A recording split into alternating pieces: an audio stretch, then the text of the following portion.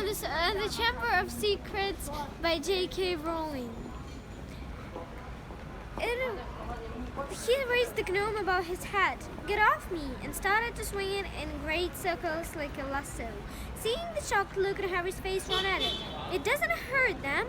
You've just got to make them really dizzy so they can't find their way back to the gnome holes. Now let go of the gnome's ankle."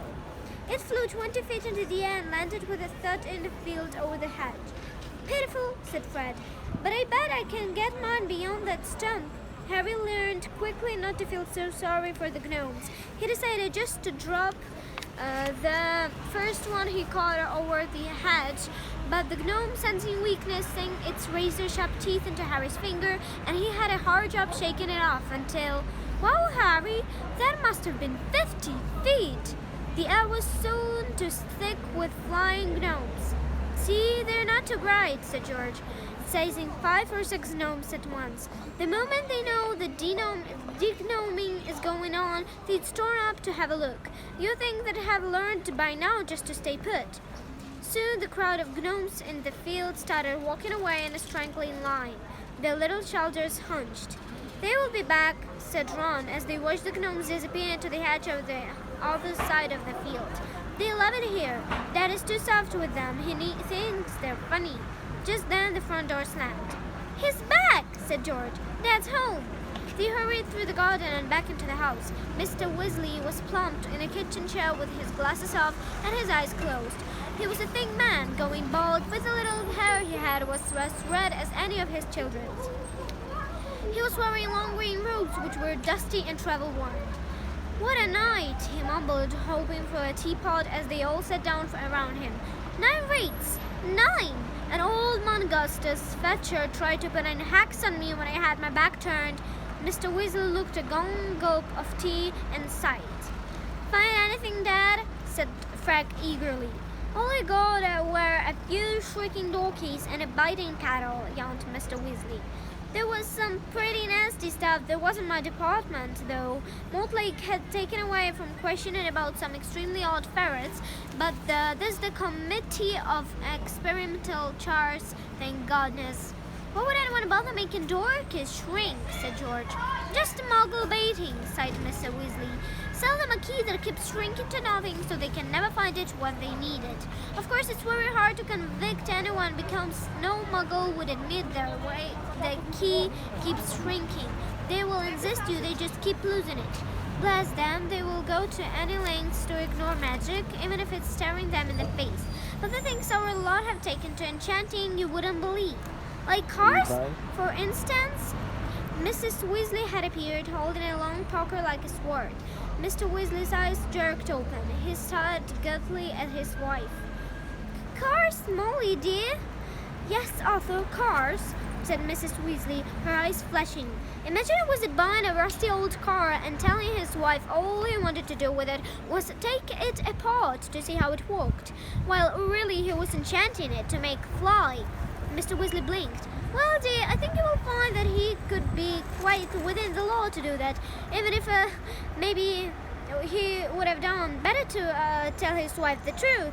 There's a loophole in the whole law, you'll find it.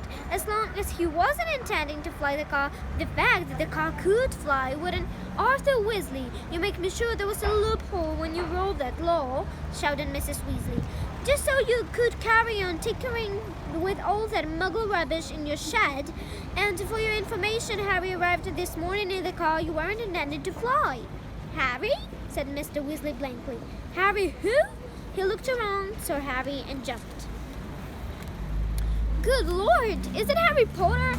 Very pleased to meet you. Ron told us so much about your sons. Flew that car to Harry's house and back last night," shouted Mrs. Weasley. "What have you got to say about that, eh?" "Did you really?" said Mr. Weasley eagerly. "Did it go all right? I mean, He fluttered as sparks flew from Mrs. Weasley's eyes. "That was very wrong, boys. Very wrong indeed." "Let's leave them to it," Ron muttered to Harry as Mrs. Weasley swelled like a bullfrog. "Come on, I'll show you my bedroom." They slipped out of the kitchen and down a narrow passageway into the uneven staircase which zigzagged its way through the outhouse. On the third landing, a door stood ajar. Harry just caught a sight of a pair of bright brown eyes staring at him before it closed with a snap.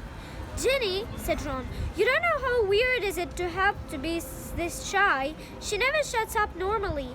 They climbed 2 more flights until they reached a door with peeling paint and a small plaque on it saying Ronald's room. Harry stepped in, his head almost touching the sloping ceiling, and blinked. It was like walking into a furnace. Nearly everything in Ron's room seemed to be a violent shade of orange. The bed spread, the walls, even the ceiling. Then Harry realized that Ron had covered nearly every inch of the shabby wallpaper with posters of the same 7 witches and wizards, all wearing bright orange robes, carrying broomsticks and waving energetically. Your Quidditch team? Said Harry.